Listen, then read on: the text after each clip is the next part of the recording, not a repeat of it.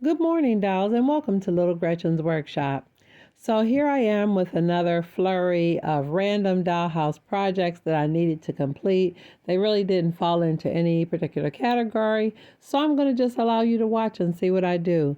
Now, these were some actual little metal charms I received in a gift unboxing a while back, and I will leave a link in the description so you can see when I received these items. But they're the perfect size to be little model airplanes for the playroom or the reading room. So what I'm doing right now is removing the little jump ring part. Now I am just cutting or breaking it off with some wire cutters, but I am going to sand it smooth so that the dolls won't hurt their hands if they handle it. Now, I'm a true believer that you can find miniatures anywhere, but I thought it was so cute that I was given these lovely little airplane charms. And you can just see that the little loops or the part the jump ring would go into are really easy to remove.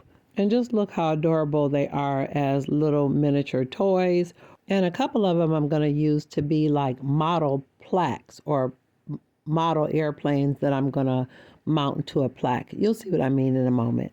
Now, although they're precious just the way they are, I did want to paint a few of them to make them look a little bit more playful or juvenile. So I'm pulling out my Testors enamel paint. Now, generally Testors takes a good little while to dry, but the really small amount that I'm going to use is going to dry pretty quickly, but I will allow it for safety purposes to dry overnight. Now, dolls, I'm painting the little airplanes in random colors. I'm not trying to replicate any type of brand or type of plane or any kind of tagging or markings. I'm just choosing random colors that I think will look playful and interesting among the boys' things as a model or a toy.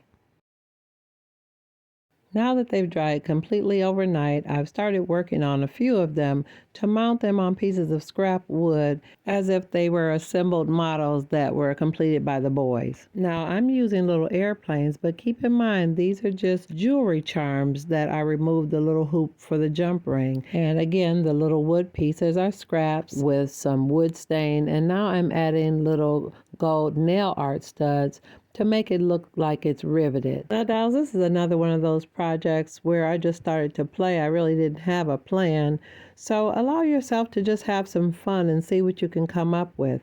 Everything doesn't have to be rigid, planned out, and structured. I say go ahead, rough it out, and play, and you can perfect it later. Now, dolls, if you've been following me a while, you know I like things to look kind of aged and worn. So I'm going to add a little bit more time to these pieces by adding a little bit of my alcohol and acrylic paint wash. And I'm applying it really lightly, just allowing the paint and the alcohol wash to just run in order to just define the border that I added around the edges of the scrap piece of wood, which is simply a half-cut piece of a round wooden doll glued around the edges.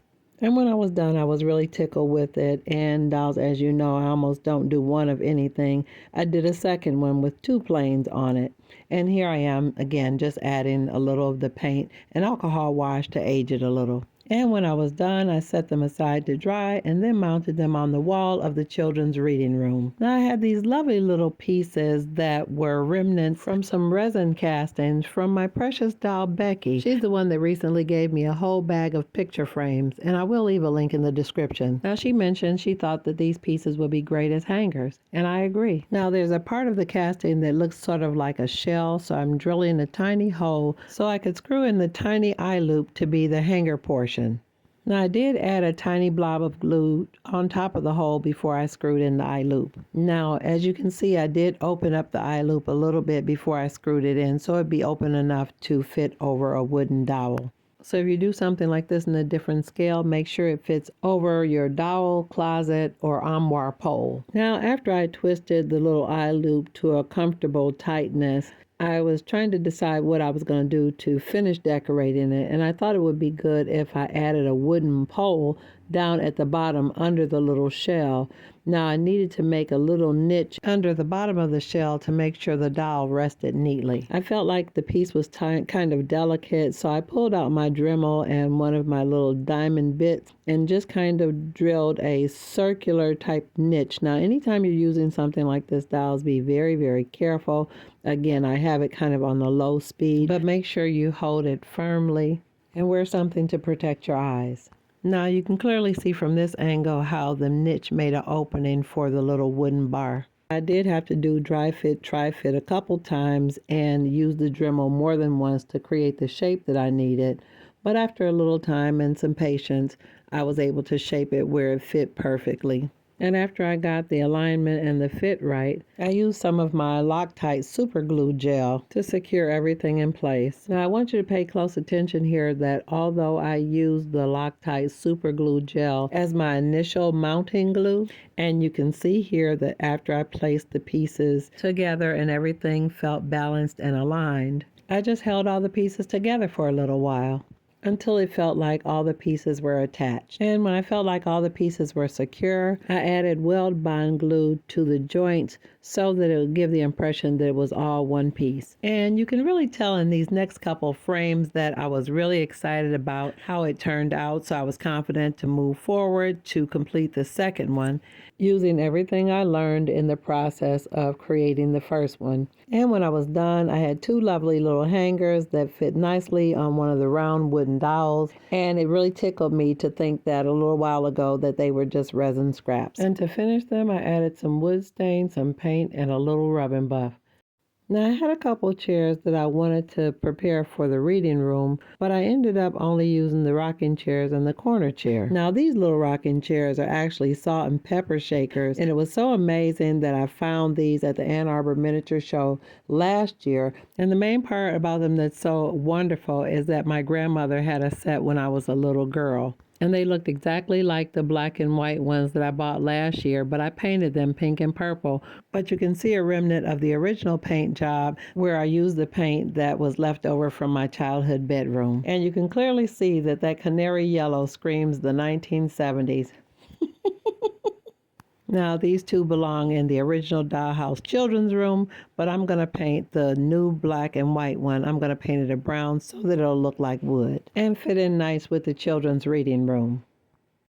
Now, I had this other little corner chair that I really liked a lot that I felt would fit really well in that space, but I really didn't like the cushion.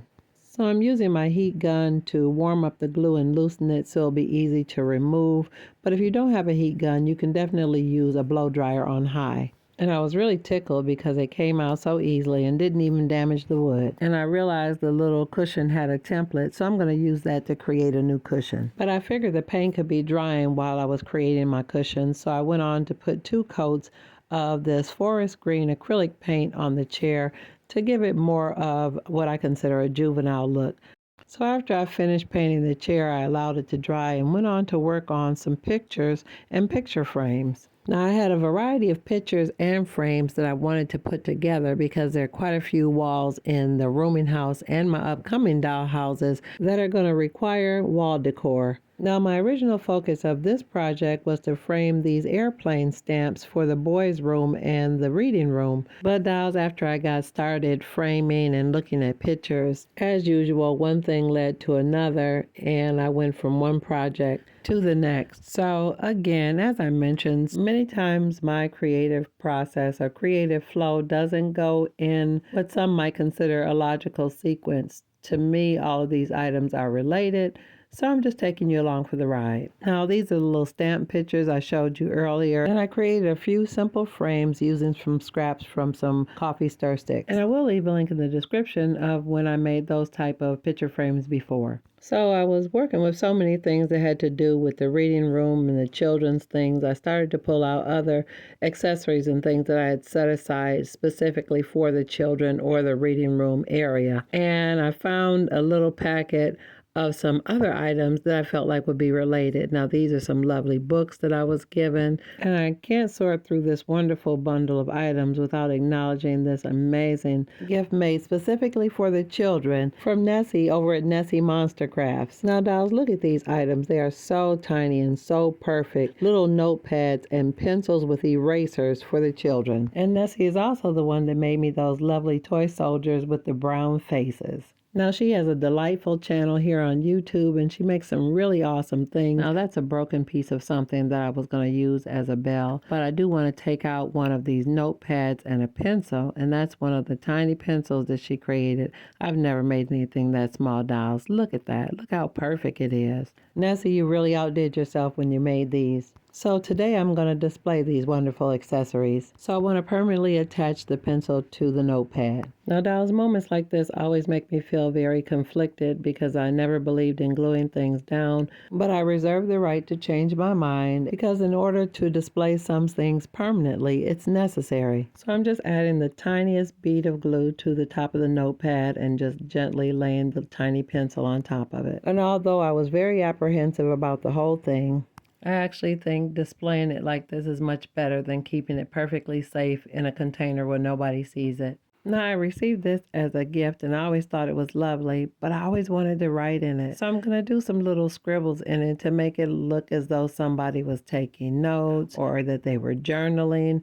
Now, the words aren't actually legible. It's just some imaginary handwriting of mine, but I just always thought that would be fun to do. I'm also considering adding some additional pages, but I'll do that at a later date. Now, this tiny pig, I don't know where I got him from. I've had him since my childhood. I can't remember whether it belonged to my grandmother or where it was something that I found somewhere. But I've always used him as a little piggy bank, so he will maintain his status. So let me show you really quick how the airplane pictures look on the walls of the reading room. So always keep in mind that postage stamps are the perfect size for miniature art.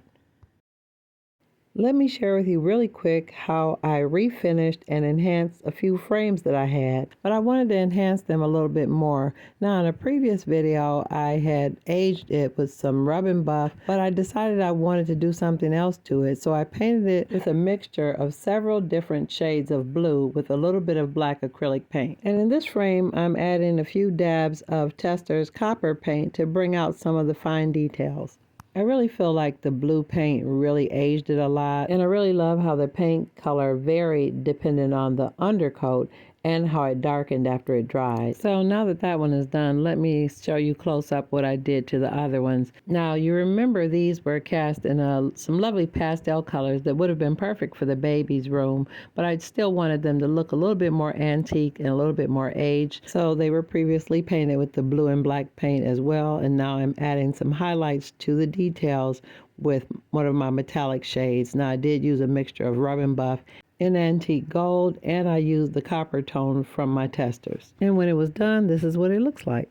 And as usual, I got carried away and I did several of the frames using the same finish. Now these are kind of more for the babies or the small younger children. Now at first I thought this finish would be kind of gloomy or too mature looking for the children's frames, but it's actually very soft, very Victorian and old world. I want everything to look like it's well worn and used because it was loved and favored. Now that I've shown you how I finished these gifted frames, let me show you the pictures I used to fill them. Now, if you're not familiar, these lovely pictures were sent to me by my precious doll, Becky C. And as I mentioned earlier, I will leave a link in the description so you can see when I received these lovely frames and a full view of what they looked like when I first got them, and all these lovely pictures in multiple sizes. And one of the most wonderful parts about these wonderful pictures is that they're family pictures from the early 1900s, which actually are perfect for my setting. Now, the color purple picture with the girls on the swing came from Tiny Keyhole Minis, and this larger frame came from Carolyn P., but the picture inside came from Renee B., which is actually an image from a postcard she sent me. I'm just having such a wonderful time just finding uses for everything. Now, dolls, I had to pull these beautiful little babies up so you can get a good close-up of them. Aren't they adorable? And I think they really look nice in these frames. I can't wait to sit down and arrange these pictures around the doll houses. So now that I've got quite a few of those already done, I'm going to set them aside. And then I want to show you one more project. It wasn't a big project, but it was something that had been on my mind for a while to complete. So I had this wonderful stack of newspapers that was gifted to me by my precious doll, Carol K. Now, Carol K is the one I refer to sometimes as my Dollhouse fairy godmother, and I will leave a link in the description of when she sent me some of the things that I have. But I love these newspapers, but I just need to age them up a little bit, because growing up, when I saw really old stacks of newspaper, they would look a little bit yellow. So I'm using an acrylic paint called Raw Sienna with some alcohol.